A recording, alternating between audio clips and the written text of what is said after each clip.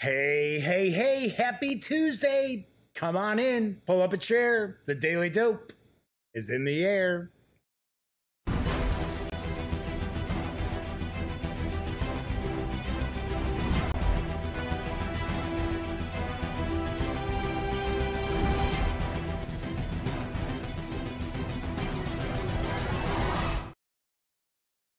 Howdy, howdy, howdy, gang. Yes, I'm Jeff McAleer back once again as your host here at The Daily Dope, presented by thegaminggang.com.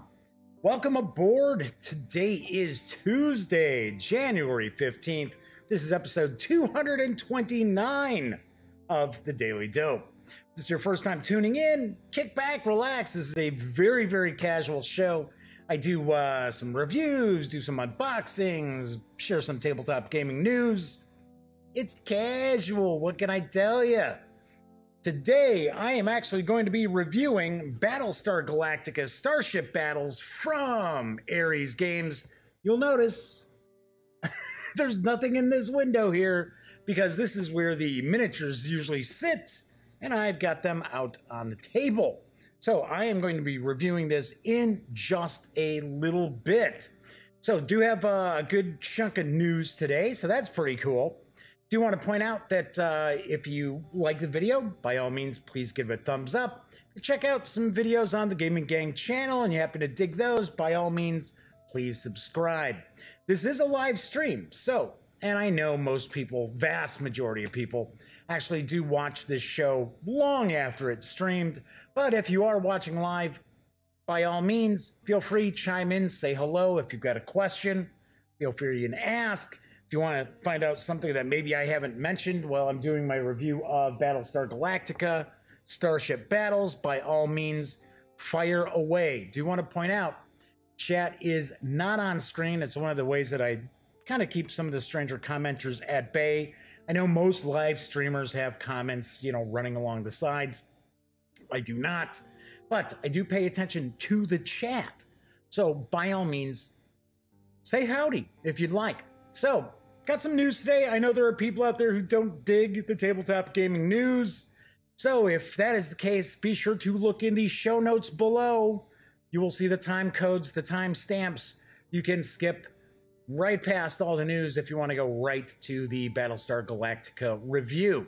So, that being said, let's jump on into the news because Dark Gate Games has a new miniatures-based fantasy horror game just hitting Kickstarter. It hit today, and I've got the dope on Dark Rituals Malus Maleficarum, or Facrium. Let's just call it Dark Rituals.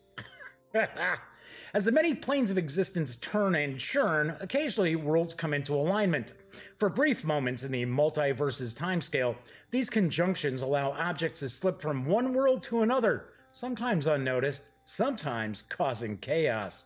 One such conjunction occurred between Earth and Nemos during the Dark Ages. Two dimensions could not be more different. Physics in this alternate plane is more akin to magic, and its corrupting effects create worlds of monsters and cruelty. When items from Nemos appear on Earth, they are still imbued with their magical essence, which is soon discovered by healers, alchemists, fakirs, and all manner of snake oil peddlers. But they defend their lands from the malevolent witches and the disciples they summon, or control the witches, get to be the baddies, as they complete their rituals to ravage the Earth. Dark Rituals is an asymmetrical one versus many miniatures board game for 1 to 5 players. A team of people control a small band of heroes, defending villagers from a single player, controlling the vile forces of evil. All players manage a pool of stamina that is used to pay for their characters' actions. Gameplay is dynamic with little downtime. Turns alternate between the two forces, with a player on each side taking 1 or 2 actions each turn, so long as they still have stamina. Play is organized around scenarios with unique objectives. The scenarios can be linked into a longer campaign or played individually if your group is more casual. Story-driven scenarios, game mechanics, detailed miniatures, and lush modular boards bring the game world to life. Can you use the magic of Nemos to defeat the invading horde? Or will you complete your dark rituals to summon the ultimate evil? Dark Rituals did go live on Kickstarter earlier this afternoon. It was about 2 o'clock Chicago time, and it is cranking out the backers already.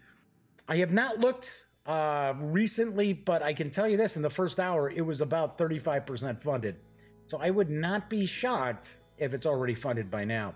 Do you want to mention there are 2 early bird specials in the first 48 hours. For a $100 pledge, you receive the core game and an exclusive hero, the Swordsman. Or for a $145 pledge, you get the core game and the Swordsman, I should say. And you also receive the first expansion, the Cursed Fjord. The project does run through February 12th, and the expected delivery date is January of next year. I would have shared the short video that Darkgate Games has up on their Kickstarter, but they don't really show anything of the game. I'm actually sharing more of the game than is in the video itself. The video is just some animation, and that's kind of cool. But to me, checking out the video, I wasn't like sitting there going, wow, I gotta back this. That said, when you start looking at everything that's in the game, that's when you're like, oh, yeah, this looks really cool. It comes with 44 miniatures, and I believe, if memory serves me correctly, there are also 10 encounters or scenarios included as well. So pretty sweet. And you'll want to keep an eye out. As I mentioned, there is the early bird specials. I believe once the first 48 hours of the project are over, then the expansion and the extra character, the hero, the swordsman, become add-ons that you have to purchase. Okay, so pretty sweet.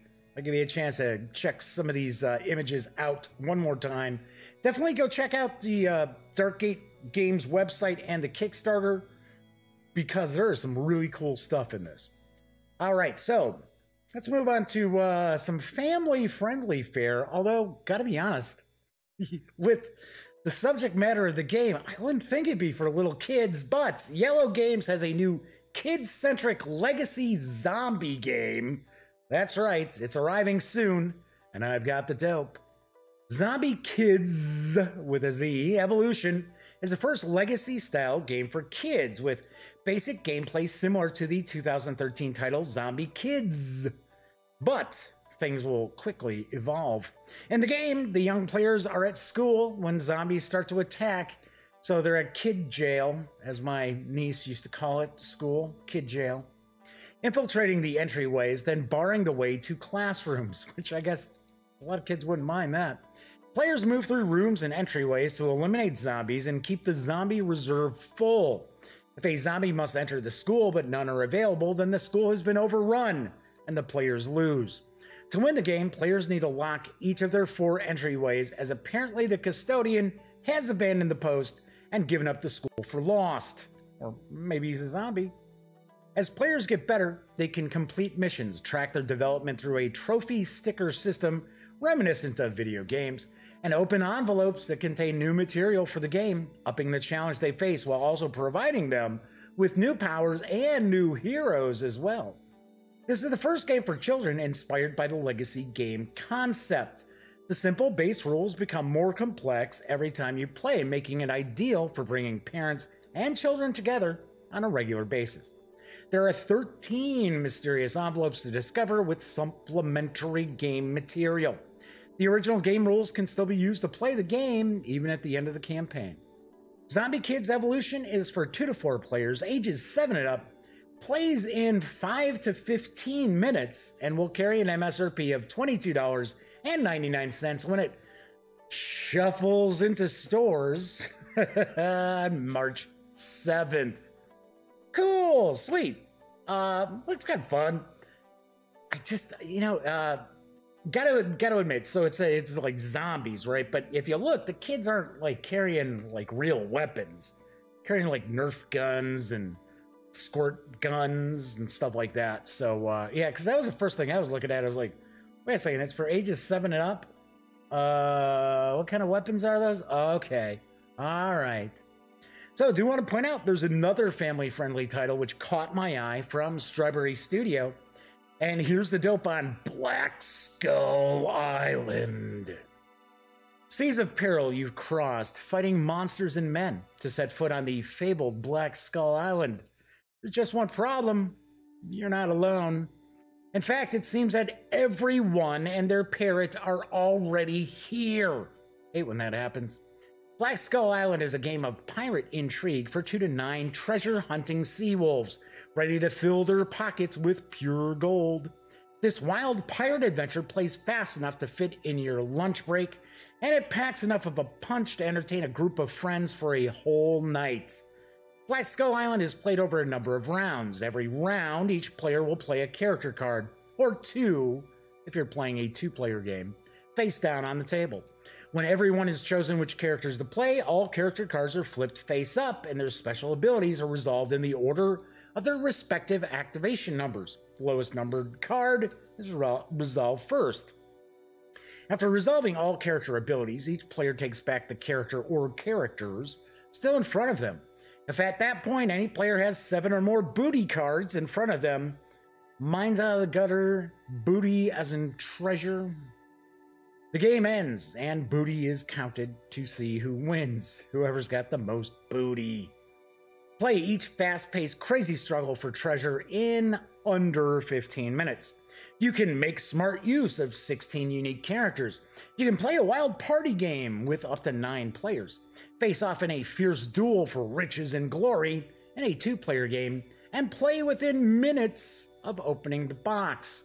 Black Skull Island is for 9 players, ages 8 and up, plays on February 6th.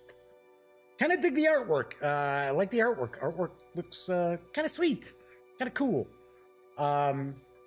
As far as the game itself, there are not a ton of images floating around out there. So these are pretty much the only 2 that I could find that were from actual Strawberry Studio, not just some independent gamer sharing photos. All right, so like most people, you're probably eagerly anticipating the Captain Marvel movie. Well, USAopoly has a Captain Marvel movie tie-in game, which is arriving later this quarter. I'm assuming probably favorite Marvel characters, including Captain Marvel herself, or Marvel, really how it's pronounced, to defend Earth in an intergalactic war against shape-shifting Skrulls in disguise. Players must decide whom to trust, defend their alliance, and restore the planet's virtue. Or virtue? Okay. Fans anxiously awaiting the theatrical release of Marvel's Captain Marvel, say that 5 times fast, have something super to look forward to in advance of the movie Captain Marvel Secret Skrulls. Incorporating the award-winning Bang game engine, Captain Marvel Secret Skrulls is a social deduction game where players take on the roles of characters from the heroic film as they attempt to defend Earth in the intergalactic war between the Kree and the Skrulls. With captivating illustrated art based on characters from the film and engaging in immersive gameplay, Secret Skrulls is destined to become a fan favorite. Captain Marvel Secret Skrulls is the first big USAopoly release for 2019 and will be flying into a game store near you very soon. That's it. That's really all that's been revealed. The game is for 4 to 7 players, ages 8 and up, plays in around 30 minutes, and it is going to carry an MSRP of $24.99 when it arrives sometime during the first quarter. So, it's a tie-in game. Movie tie-in games. Well, we usually know how those come out. Although, I do have to point out, the Thanos Rising, the Infinity War game that USAopoly did, was a lot of fun. We were super surprised at how much we enjoyed that game. So, plus, this is built on the Bang engine. Bang's super popular. So, I'm going to go out on a limb and say this will turn out to be quite a bit better than most of those movie tie-in games we're used to seeing. All right, so there is a science fiction game that looks pretty interesting. I have heard of it before. It is a second printing that's coming out from Archona Games. I believe it's pronounced Archona. And it is a second edition of Small Star Empires. And there are some expansions coming out as well. Here's the dope. Small Star Empires is a quick area control game for 2 to 4 players. In this game, players colonize the galaxy using their ships, which they move on a modular board containing hexagonal systems. The modular board is made up of 7 different double-sided sector tiles, which allows for a different map and different experience each time you play the game. During a turn, a player must move one of their ships on the board. They can move the ship only in a straight line as far away as they want, but they cannot go over systems controlled by other players. After moving the ship, the player has to choose whether to place a colony or a trade station in that system. Both of these mark control over the system until the end of the game, but the trade station gives the player bonus points for each adjacent system controlled by their opponents. The game ends when either all of the players have placed their colonies and trade stations on the board, or until none of the players' ships can move, because they've become blocked by other players' systems. After the game ends, points are calculated. Each player gets 1 point for each planet they have in their systems. Systems have 1 to 3 planets on the board. Players also earn points for nebula. The more they have from one color, the more points they earn, with bonus points from other special systems, such as the unexplored system tiles, which are part of a variant in the game. After calculating the points, the player with the most points, you guessed it, wins. This is coming out next week.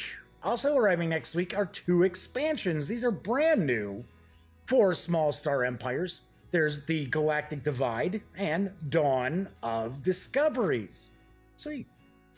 Small Star Empires is for 2 to 4 players, as previously mentioned, ages 13 and up. I'm guessing because of the small pieces, probably not from the game's rule complexity. Plays around 10 to 30 minutes and will carry an MSRP of $35 when it arrives on January 22nd. The 2 expansions arrive on the same day, and they will each carry an MSRP of $20. I gotta be honest, I am not really familiar with Small Star Empires. I have never heard of it. I was taking kind of a peek at it, and I do understand that it does like carry some mechanical similarities, or the designer was really inspired by, hey, that's my fish. So that's kind of interesting. So pretty sweet, kind of cool. Looks like an interesting science fiction game that should once again be pretty cool for the whole family, as long as the younger kids don't like to swallow things. So, alrighty. Anywho, that is pretty much it for today's news, except for one other item. I did hear through the grapevine that the CEO of Flying Buffalo Games, Rick Loomis, was diagnosed with cancer.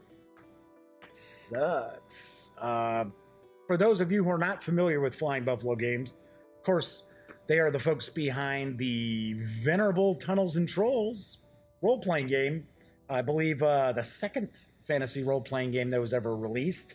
In fact, Rick Loomis is the person who coined the term role-playing game. I think it was Rick. I know it was Flying Buffalo Games. I'm pretty sure it was Rick. I think Rick did that. So I've seen that according to Mr. Loomis, he says, hey, it's completely treatable.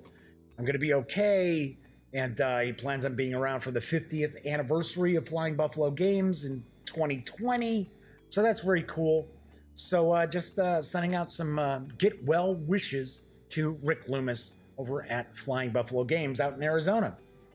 So yes, so that is that. Anyway, so I was going to tell you about what's on the horizon for... Oh, wait, what?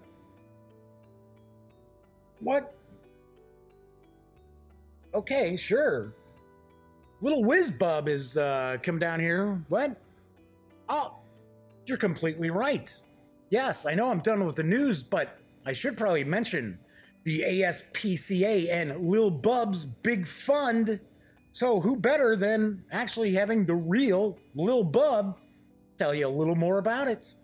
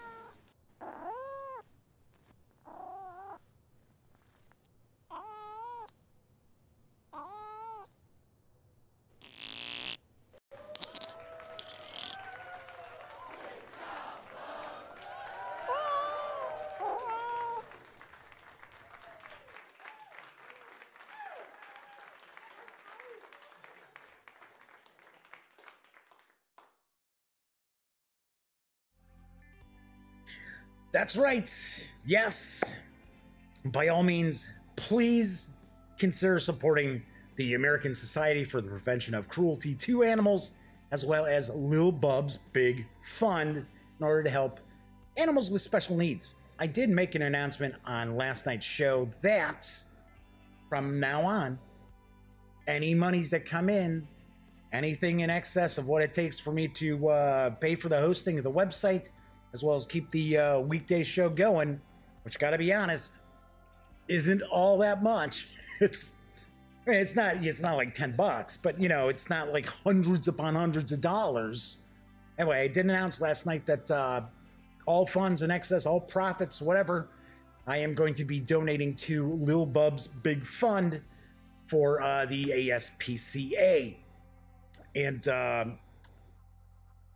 gonna point out a couple of things. I'm just gonna take a moment, then we're gonna jump into what's coming up on the show for the rest of the week, as well as into Battlestar Galactica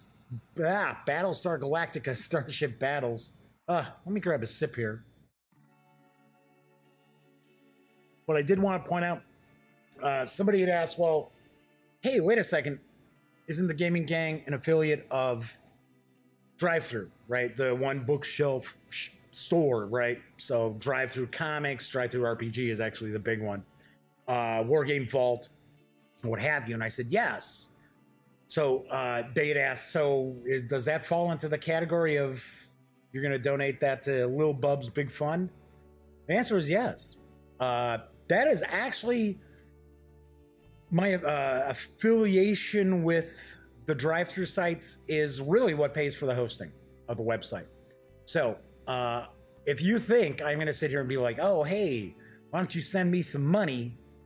No, absolutely not. That is not happening. I'm actually going to bring the Patreon page to a close at the end of the month. So what I'm telling people is, hey, if you like the Gaming Gang, you like the Daily Dope, do me a favor. And you'll feel great doing it. Why not go and make a small donation? I'm not telling you got to donate $50. You donate $5. That's fantastic, right? So anyway, that's what I wanted to mention again. Every day I am going to share something about the ASPCA, as well as Lil BUB. Lil BUB's big fun. Oh, something else somebody asked me. No, I have no affiliation whatsoever with the ASPCA or Lil BUB, Lil BUB's owner, the dudettes, anybody like that. I stumbled across Lil BUB last week, started finding out more about her story and her owner's story, and I decided, hey, you know what? I didn't set out to start doing this 9 years ago, almost 9 years ago, to get rich, to make money. And I think, the funds that come in outside of just paying for the hosting and stuff like that, let's do some good with it, right? As opposed to, making me fatter, So, anywho, all right. So there's that. Okay, so on tomorrow's show, it's War Game Wednesday. So I am going to be unboxing and taking a first look at Talon 1000, the latest expansion for Talon. Also a Starship combat game like what I'm looking at tonight, right? Reviewing. Quite a bit different, though. So we're going to take a peek at that. There's supposed to be 1,000 scenarios in here. That's right, 1,000 scenarios. So that is going to be on tomorrow's show. Thursday show, I'm going to do, I think I'm going to do a review of one of my favorite old school role-playing modules, adventures, whatever you want to consider it. That is available in PDF. I'm probably going to put together some slides and stuff. Do a review of that, and then I'm also going to review Dungeon Mayhem from Wizards of the Coast. It's just a little card game. The review's not going to take, 15 minutes, right? So I'm going to put both those together on Thursday's show, because Thursday is really my role-playing game day. Friday, I'm up in the air. I am not positive what I'll be doing on Friday. Nothing's jumping out at me at the moment. Nothing is jumping out. Maybe I'll try to get another review out there. I try only to do maybe a couple reviews a week, because then I find I'm trying to crank out a lot of reviews that reviews aren't all that great. You know, I personally, I can't see how there are people out there who do, you know, a review a day, every day practically, and the review is 5 minutes long, right? How much playing of that game has been done? Is kind of my question, right? I don't know. All right, so anyway, I know people are tuning in because they want to see the review of Battlestar Galactica Starship Battles from Ares Games. It is designed by Andrea, I should say, Angiolino and Andrea Menini. Why did I zone on that? Duh. Anyway, it's for 2 or more players, ages 8 and up, plays in around 30 minutes or more, and does carry an MSRP of $59.99. This game is out. This came out at the end of last year. So let's move on over to the other camera. So I've got it zoomed in pretty good today, so I can zoom in and out a little bit. Last night, when I was doing my review for Nemo's War, the camera was like way, way up there. So I was trying to fit the whole board in. So luckily here, we don't have tons and tons of stuff that needs to be spread out. So I'm going to throw on my reading specs. All right, so in Battlestar Galactica Starship Battles, it is a miniatures game. It's loosely based on the Wings of Glory series from Ares Games. Quite a bit different, especially when we start getting into the optional rules, or the complete game, I should say. Not really necessarily the optional rules, but the complete game. So the game itself comes in this box right here. You're going to get 2 Cylon Raiders. See if you get a closer look here at the Cylon Raider. Let's give this a second to focus in a bit. All right, you come on, focus on into this. Pretty cool detail on these. They come separate from the stand. The stand does rotate. So you see we've got kind of a 0 there. We got a 1 here. But we can also rotate the facing of the starfighter. So we've got the Cylon Raiders. So we've got 2 of those. And we've got the Colonial Vipers. These are Mark IIs. So these are pretty standard. These are the standard Vipers. So let's pull that back, see if we can get this to focus a little better. Nah, I think it's trying to focus mainly on the back here. So really nice detail, I thought. Very, very cool detail. There's even like really tiny print on the cockpit. So that's pretty wild. But that was pretty sweet. So we've got 2 of these. We've got 4 decks of maneuver cards. So we've got 2 decks for the Cylon Raiders. We've got 2 decks for the Colonial Vipers. So this is a game where you're going to have to plot your movement. We also have just detail cards for the Vipers and the Cylon Raiders. Pretty basic stats on here for the most part. Next, we've got some combat rulers. These are 2-sided, so we've got one side that you're going to utilize in the kind of basic game, and then we've got the other side for the more advanced game. Each of the players is going to get a control board. So the control board is going to be broken up into speed. So we have faster than life that's up here. That is part of an optional rule. We've got a speed 3, speed 2, speed 1. We've got stop, and then we've got reverse. So in order to select your speed, you're going to kind of move this around. This moves around fairly easily. one of them was sticking a little bit. This wasn't actually it. This we've got a facing. Right here we show you can change your facing, showing the facing on your board. This is kinetic energy. Kinetic energy comes into play during the complete game, more advanced game.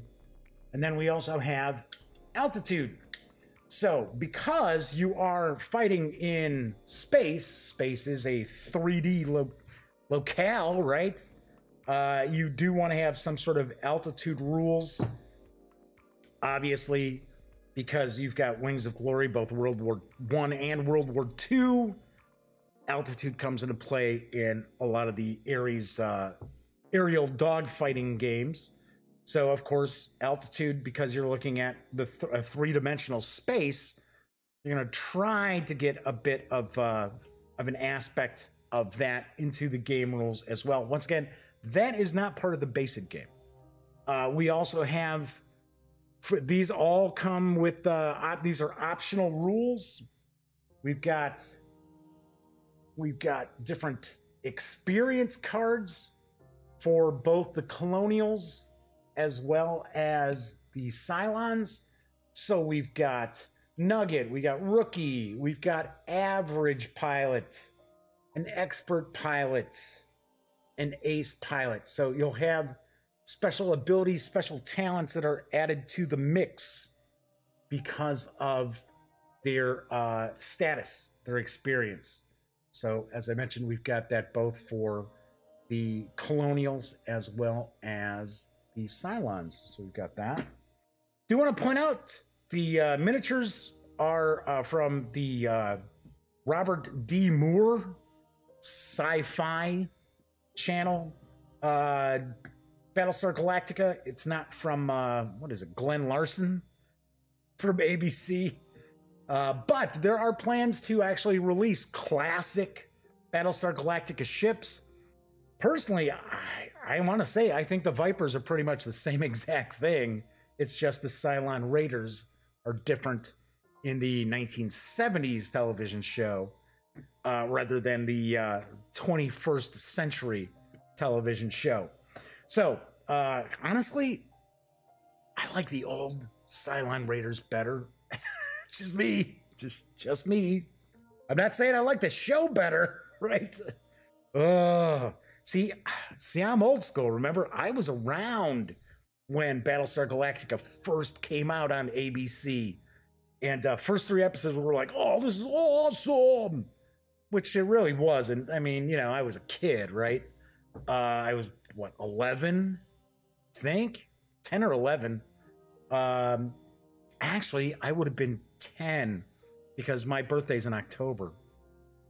So, but after that, even as a 10-year-old, 11-year-old kid, it was like, wow, this show's kind of crappy. So, we've got a bunch of different counters that we're going to utilize for the complete game or some of the optional rules as well. All different. So I'll talk about these a little bit. I'm not going to necessarily do like a big how to play because I'm sure there's some pretty in-depth how to plays out there. All right, so good old Lego Batman pulling duty again tonight as my opaque container. We've got damage chits. So when you hit your opponent, you're going to actually pull a damage chit out. Some of them just have a number on it. So for an example here, we've got 4. Some may actually have, here we go, a critical hit. Now these critical hits don't mean anything in just like the basic game when you're first learning how to play. You also notice in the upper left corner, there's a plus. There's an addition symbol there. Plus sign, as we always call it as kids. That means you're going to draw another chit. You're going to draw another chit if that happens of damage. And like so. If for some reason you were to pull another chit that's got another plus sign on it, you're going to ignore that. You only pull one additional damage chit. But they've got, these are like critical hits. And woe to the player who gets hit with multiple critical hits on their ship, because that is bad news. We've got some stickers here. So we've got the stickers. If you're going to have a bunch of different ships, because the starter set actually comes with 2 Vipers, 2 Cylon Raiders. So, of course, you can have as many players as you want. Your time frame for the game is not really going to change much because everything's pretty much done simultaneously. But if you end up having a bunch of players, you may want to actually use stickers for the base itself. As I drop it, that's real good. For the base itself, put one of these little circular stickers on it, and then take one of these other stickers and put it on your control panel here. Honestly, with the starter set, so these were the Cylons here, right? Red Cylon. These are the Colonials. Because there's only 4 ships total, I didn't put stickers on. It was easy enough for us to remember what's going on. All right, so let's kind of get into the rules here, and I'm going to zoom out a little bit. Ew, that's a little too far. I'll grab another sip too, because once again, as always, it's really dry. Wow, I'm picking up a lot of glare over here on this side too. So, and I kind of moved that light. Let me see if I can scoot this a little bit and cut down on the glare. Yes. I redid a bunch of the lighting in that. Really didn't change anything. Oh, well, okay. It was worth a shot. Hey, it's a live show. What can I tell you, right? So, yeah, I'm zoomed out a little too far. Let's zoom back in a little. Okay, so the premise of the basic game. We got the rules here. The rules are pretty well presented, especially early on. So it's going to show you this is all the stuff that's in the box. For $60, I would say it's fair. I would have probably liked to have seen this carry an MSRP of, let's say, $50. That being said, I do know there are plenty of online retailers out there that are carrying it for less than $45. So at that price, that's a good deal, I think, personally. So got the rules. Rules are kind of dry, but they're pretty easy. Pretty easy to get into. It's nothing going to totally blow you away as far as, oh my God, what are you talking about? So the basic rules are pretty short. So you're looking at about 8 pages, because a lot of this is just showing you kind of examples here. And then we get into the complete rules. Now this starts making the game more complex, but it actually makes it a lot more interesting. So we got the complete rules. Then we start getting into optional rules, where you've got different like aiming, tailing, optional features, these asteroid fields, which are these here. I would have liked to have seen these to be a little better stock. It's just kind of like paper. I mean, like cardstock paper. It's not like, certainly not punch board like these counters are. I would have liked to have seen it on the same kind of punch board as these counters happen to be. So we've got the asteroid fields, we got planetoids, we've got pilots, pilot tokens, talents and flaws, faster than light movement. Then we've got some scenarios. Not a ton of scenarios. A few scenarios in here. They're okay. I mean, honestly, I'm sure you could come up with some pretty interesting scenarios as well. Now, there are going to be some other models on the horizon. I do believe the Raptor is coming for the Colonials. As I mentioned before, we're going to see the classic Battlestar Galactica Vipers as well as Cylon Raiders. Although, like I said, there's not really much difference I remember with the actual design of the Vipers. Viper Mark 7s. So One thing that's kind of cool is there's going to be a few different ships that are going to be available, but this isn't going to just be some crazy money grab by Ares Games. And I'm not knocking X-Wing. I'm not knocking Armada from Fantasy Flight Games. But got to be honest, if you're going to pick up like all the models for those games, you're shelling out hundreds upon hundreds of dollars to get those models. I think one of the big things that's going to be coming into play will be the pilot cards.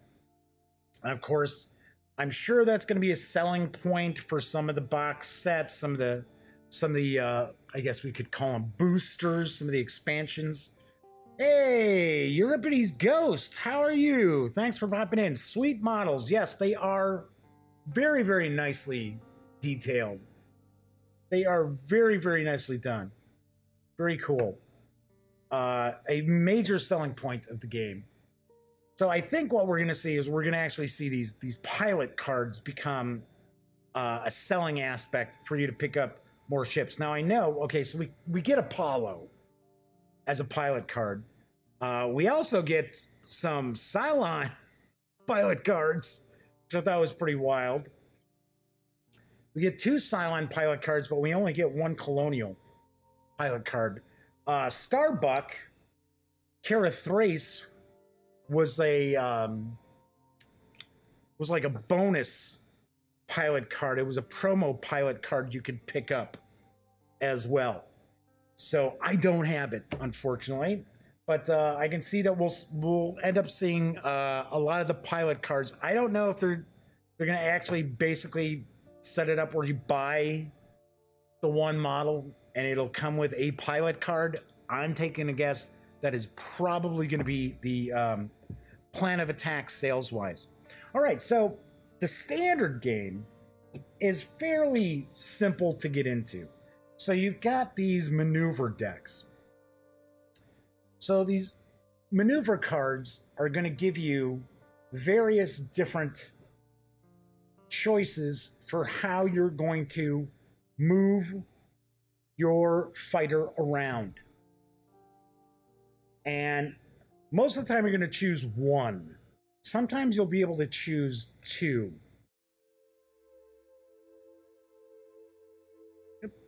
This is a dummy card, which is funny because this dummy card is only utilized as an optional rule, which personally I would have thought right off the bat you'd want to use this immediately. So what you're going to end up doing is you're going to select your speed, ignoring faster than light. So remember, we've got reverse, we've got stop, we've got speed 1, speed 2, speed 3. So what you're going to see here is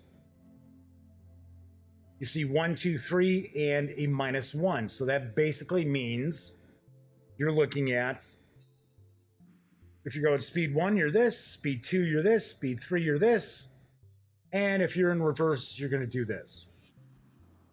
Here we also see how many G's you're going to be pulling from these maneuvers. This shows that this is a straight maneuver. That comes more into play in the complete game, the more advanced game. So as an example, let's say as my maneuver, I was like, okay, I'm at speed 2. Now you're going to set this in secret. So you're going to secretly choose your speed, plus, you know, these other things too in the complete game. So you're going to select those. You're going to select your maneuver card, and you're going to play these face down. All right, so I got the Cylon Raider. So everybody does that, and then everybody at the same time, they're going to reveal what did they do. So let's say that this is my ship right here, right? Let's say it's facing like that. I reveal this. I'm doing speed 2. So what I'm going to do is, we see how we've got the little 0. As I pointed out before, we got the 0 on the front. We got the 1 in the back. You're going to take your 0. You're going to line that up. You're going to line that up with the 0 up front. I guess I could zoom in a little bit on this. You're going to line up like so, and you're simply going to move, bink. Then you line up, as I block this off so I can make sure it's lined up, because I don't need somebody suddenly commenting and saying, oh, hey, man, that's not lined up. Trust me, somebody would do that. And that would be the move. That would be my movement for that turn. So once I did that, there is a firing arc. Oh, look at this. Dummy me, I've got these backwards. Stupid. No. Yeah, I do have them backwards. Wasn't even paying attention. There we go. All right. So if I take this off, if you look, there's this notch. There's this triangular notch. And remember, this moves. This rotates. This notch with the little arrow, catch the light a little bit so you can see it. That is the firing arc of your ship. So in order to fire at somebody, you have to be in range and they have to fall within this firing arc. So what you do is you would make your movements. Everybody's going to move simultaneously. Everybody moves simultaneously. Let's say, as an example, we ended up like so, right? So that would give my Cylon an opportunity to fire at the Viper here, right? I would hope, right? So we're going to take out the ruler here, but this is utilized in the complete game. This is more the advanced game stuff. So this is the standard game. So this is the marker here. So what you do is you're going to take this from the center of the base, just like so, like this, and you're going to measure, and as long as you can touch the base of your target and it's in your firing arc, you can attack, you can fire.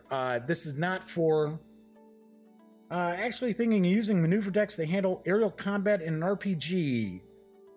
D&D mysterious setting could be used to randomize. Yeah, you know what? You could do that. All right, jumping off topic real quick. What you could do is there's an old game called Ace of Aces, which was a book game. I'm not sure how easy it is to find these days. I know it's long out of print. That would probably work as well. It's because it's another thing where you'd be selecting the maneuver ahead of time. So choosing maneuvers, pre-plotting maneuvers has been around for a long, long time. It has been around since, well, of course, you had the Ace of Aces books, but I want to say Knights in the Sky had pre-plotted movement. Blue Max had pre-plotted movement. Usually you had the World War I games had the pre-plotted movement. Now, of course, we're talking maneuver cards as opposed to people having to write down little symbols and things like that. So anyway, back to combat. So if you find that measuring from the center, and if you have to, you can just stand this up like so you can see. As long as you're passing through any of the plastic base for your target, and you're passing through your firing arc, you're good. We're in range. We would actually be in close range. So as we can see, there's a +1 here. So we got a +1, a 0, and a -1. So you're going to roll 2 dice. Pretty simple here. So we see the Cylon Raider has an attack 6, a structure 15, acceleration 4. Acceleration is not something that you have to deal with in the basic game. So we've got an attack of 6.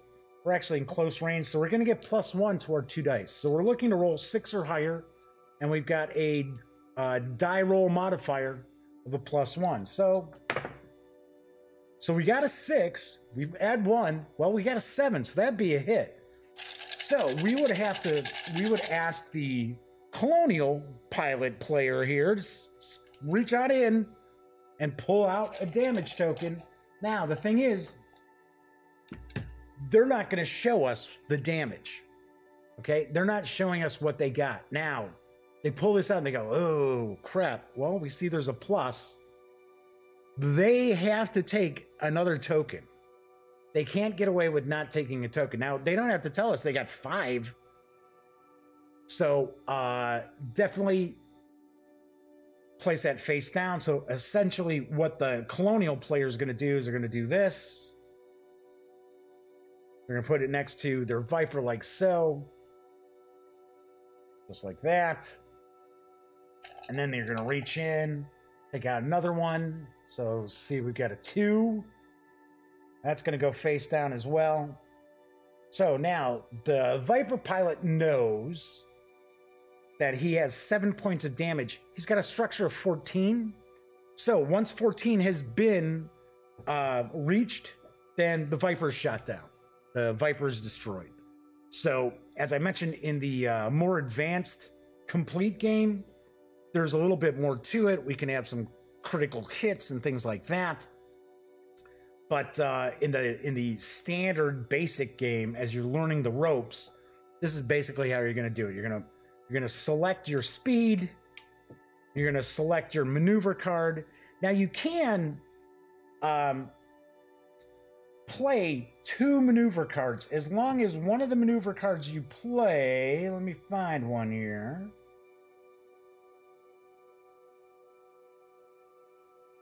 There we go.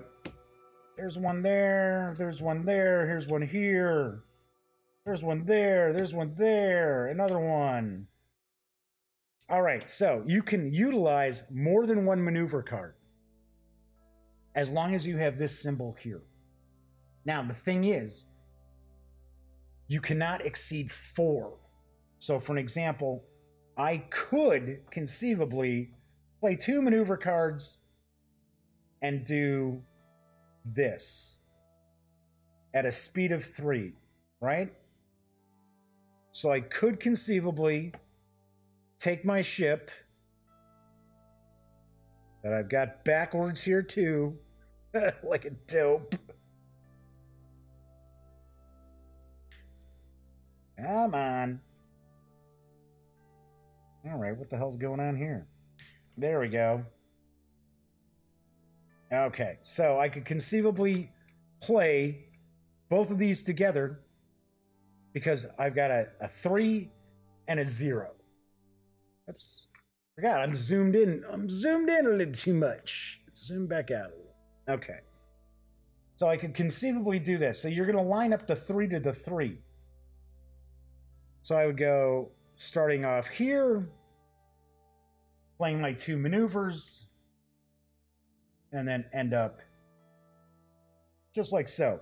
And take my cards. So you can do that. You can play 2. You don't always have to play 2, but the thing is, you have to select these cards and play them face down. So, and yes, I know these were Cylon cards I was using for the Viper, but whatever. So that's what you're looking at as far as with the basic game. If you have the 2, if you lay down 2 cards, then of course your opponent's going to be like, oh well, I know they're doing like a speed move, just like so with this marker. Now the thing is, in the optional rules, remember I told you we got this dummy card? You could use the dummy card as one of the maneuvers and make somebody think, oh, hey, they're gonna actually try to just launch off. Oh, I better try to keep up with them. And then they turn out it's like, oh no, I'm doing a stop and a dummy card. And it's like the other player makes his move and he shoots past. So that is pretty much the basic game. The basic game is pretty simple to get into. You're basically going to play your maneuver card, and then you're going to fire if you have an opportunity. You're not worried about fuel. You're not worried about ammunition, anything like that in the basic game. Now, when you get into the complete game, now you're going to start adding in a lot of different stuff, and this is where the game starts getting really, really interesting, because now you start worrying about kinetic energy. So if you remember in Battlestar Galactica, in the more recent iteration of the show, they did utilize some science, some physics, and things like that. It wasn't just complete space fantasy as far as how ships maneuver and things like that. So one of the cool things is that you can have your kinetic energy and you've got your acceleration. So basically you could start off the game and let's say you've got, let's say this is a Colonial Viper. This is the control panel for the Colonial Viper, which has an acceleration of 3. So I could conceivably play maneuvers up to 4. If I set my kinetic energy as 1, I can actually do up to 6 as far as my 2 maneuvers. Because now in the complete game, you're going to play 1 maneuver. Everybody's going to perform the maneuver. You're going to have an opportunity. If you've got a shot, you can take a shot. If not, or maybe you want to wait to take the shot, you're going to play another maneuver. Everybody does their maneuver cards. Now remember, you can combine 2 maneuver cards together, right? So in the complete game, you're looking at that you've got rules where you're basically kind of doing a double turn as opposed to in the standard game, in the basic game. You're kind of doing 2 moves, 2 turns. You're almost combining 2 turns. Now, one of the cool things in the complete game is we start looking at kinetic energy and your ship not necessarily having to face the same exact way that it happens to be moving. So it is possible for you to drift with your ship. So you can do a 90-degree maneuver once you've moved. So let's say, for an example, going straight, go straight like so, and then I decide I am going to do a 90-degree turn. Okay. And I'm really simplifying this. I'm not, there's a bunch of different rules as far as how you're going about doing this.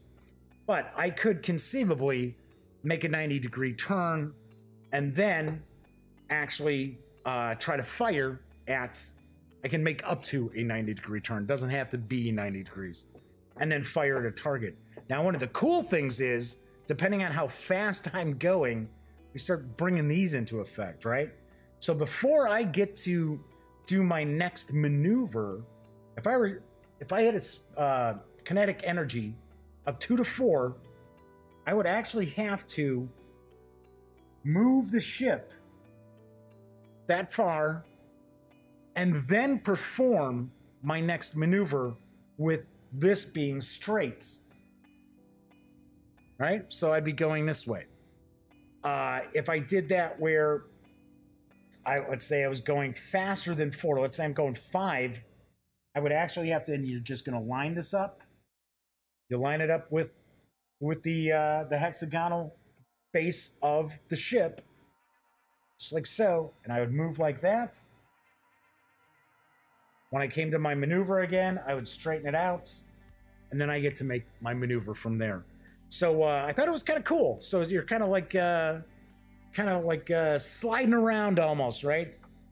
As far as your combat. Then we've got rules, which you've got the different asteroid fields. You've got planetoids.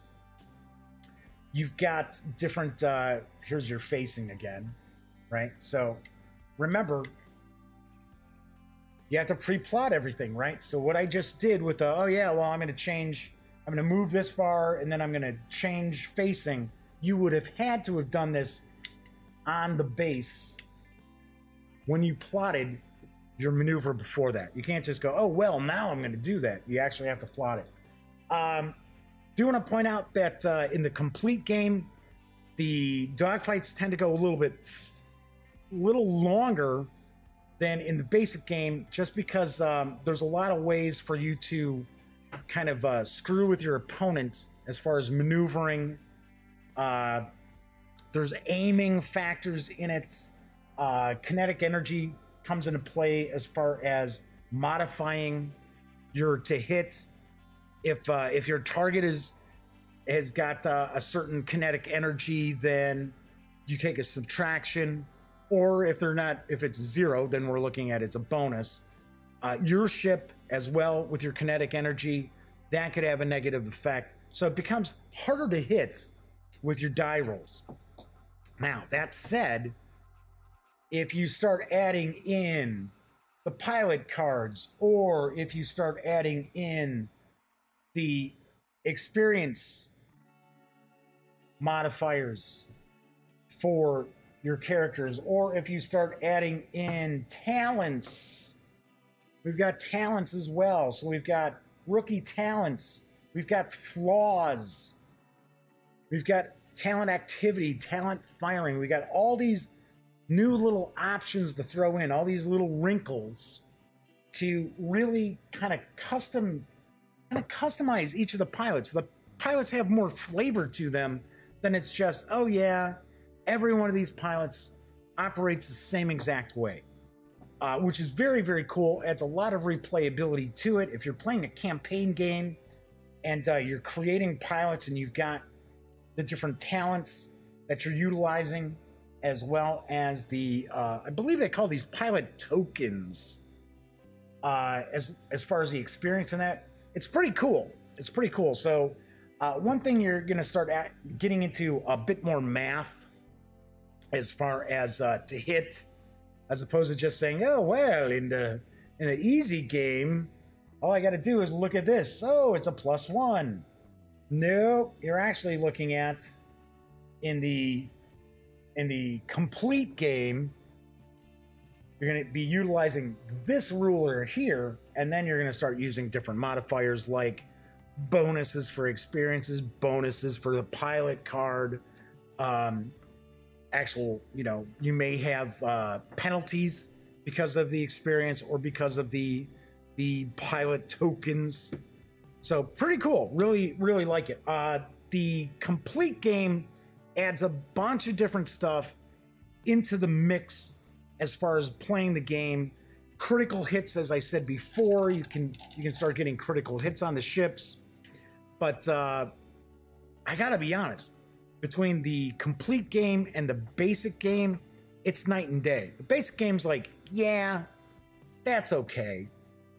The complete game is where Battlestar Galactica Starship Battles really, really shines with all the variations. Like I said before, start getting into, this is all for the complete game here. But then we get into these optional rules. Oh yeah, there's optional rules for fuel. I don't know. We didn't use them. We did not use the fuel rules. There's rules for tailing. I think I mentioned that before. Rules for three-dimensional space, which is pretty basic. Which, of course, I would think it'd be pretty difficult to come up with some really in-depth 3D rules for a miniatures game that isn't going to play in like 7 hours, right? I remember back in the day playing some Napoleonics, where it was like, wow, we've been playing this for 8 hours and nothing has happened. Yeah, what was that? What was that rule set? Empire? I think it was Empire. It was from, oh my gosh, it was from Emperor's Press, which was out of the Emperor's headquarters in Chicago, which I used to visit religiously once a week because I lived, actually I used to just take the bus over there. It took me about a half hour. It was funny. I used to go to Emperor's headquarters back in the day. Loved it. It was more like miniatures and war games, but they carried RPG stuff, things like that. But I'd go on a Saturday, I'd see what was new, pick some new stuff up, usually. At least pick up the latest issue of M1. I'm sure some war gamers out there will remember that. Some miniatures gamers out there will remember that magazine, that newsletter. And then I go to the the Greek restaurant that was across the street and have like a gyro or a really awesome charbroiled burger. So yeah, talking about the old days. Yes, yes, yes. So anyway, enough of me rambling about that. What do I think of Battlestar Galactica's Starship Battles from Ares Games? So, gotta be honest, I have never played Wings of Glory, either World War I or World War II. I didn't play it as when it was Wings of War. I just never had an opportunity to play it. I have played games like Blue Max. I have played Knights of the Air. I actually played World War I aerial combat, which used, I want to say their 172 scale biplanes that were like about this big. This guy actually would mount them on old car antenna aerials, right, that you could go up and down with. That was very, very cool. This guy had a huge basement, played it there. I have not played X-Wing. I have not played Armada, so I can't really make any comparison, right? I can't say, oh, well, this is absolutely better than X-Wing. I can tell you that. Oh, wow, this is absolutely better than Armada. I can't say that. I can only judge the game on its own basic, its own basis. I should say basic. Geez, what am I thinking? That said, I really like it. I think it's very, very cool, especially the complete game. I like the fact that there's all these little optional rules you can kind of plug in. You don't have to use all of them, right? It's like I thought the fuel rule was kind of like, that's a little too much busy work for what this game is. Now, if you were playing some great big campaign, yeah, okay, maybe I could see doing that. But I like the fact that you've got the kinetic energy, that the ship is actually moving in one direction, but you're kind of side slipping. I believe that's what it's called, side slipping. So you're facing another direction to fire. I like that.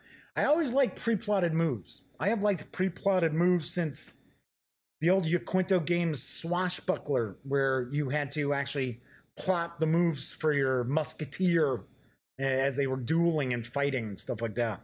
So I always like pre-plotted moves, even in like diplomacy. So I think that's cool. I like the cards. A couple of things. These cards, the stock is okay. The card stock for the maneuver cards are okay. Pretty decent. Only thing is, if you're going to play this a lot, these are probably going to kind of get a little beat up.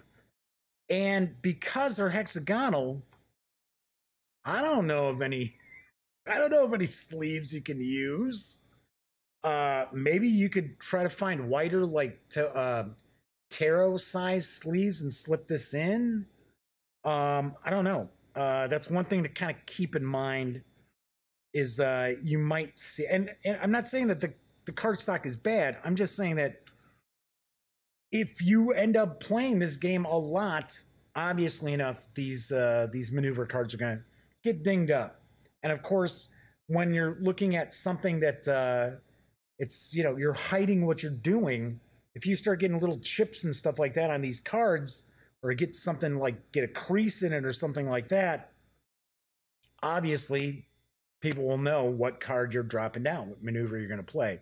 So I would recommend trying to figure out some way to kind of put sleeves on these, even if you end up with a hexagonal card in a rectangular sleeve. I think the miniatures are really cool. I really like the minis. I think really nice sculpt job on these. I think for, like I said before, I think the MSRP is a touch high for what you get. Just a little high for what you get. But as I mentioned before, there are a lot of online retailers who are selling the game for $45, $43, $45. That I think is an extremely fair price. I think that's a really good price. We really enjoyed playing Battlestar Galactica Starship Battles.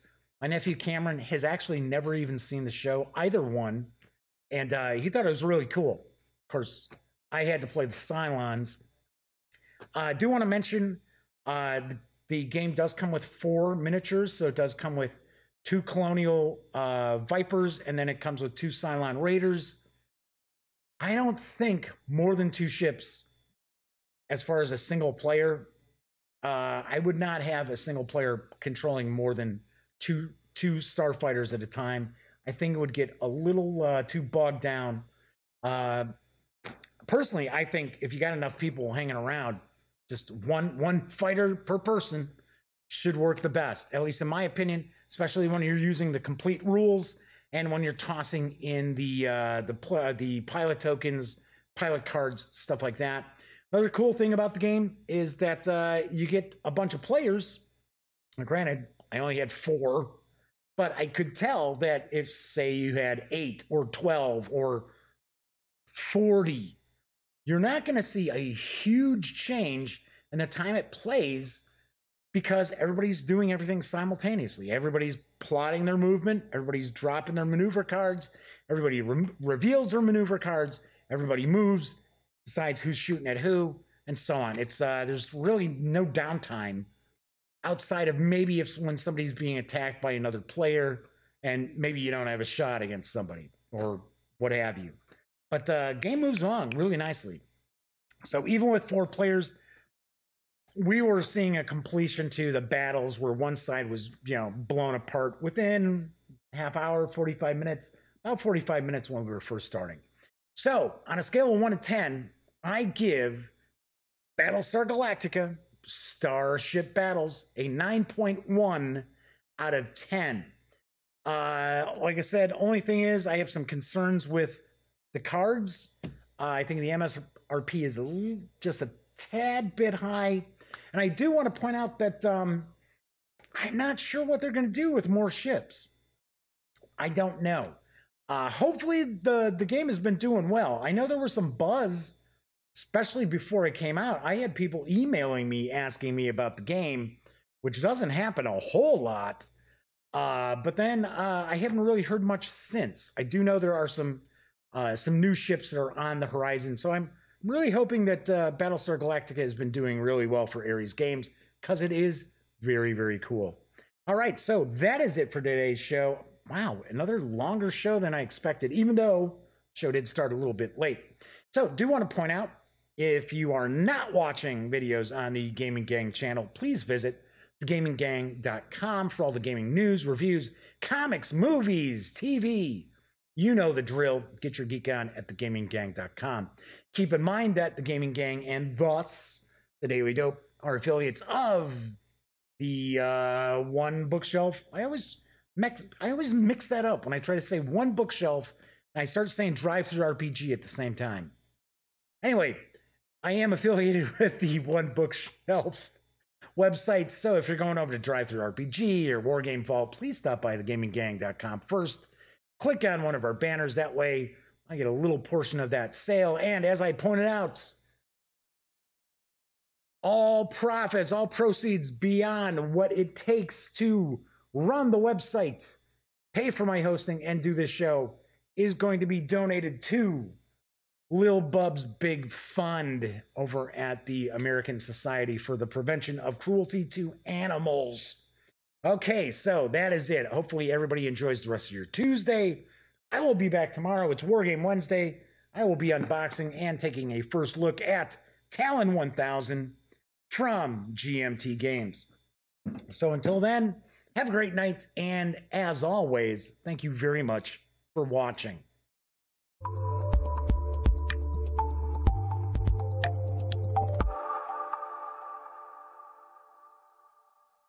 Thanks again for watching The Daily Dope, presented by The Gaming Gang. If you like this episode, be sure to give it a quick thumbs up. And if you dig the channel, please subscribe. If you'd like to check out our previous episode, click right here. And if you want to check out a somewhat randomly selected episode, give a click right down here. It'll be like opening a box of Cracker Jacks. You just don't know what you'll get. Once again, thanks for watching, and I'm Jeff McAleer.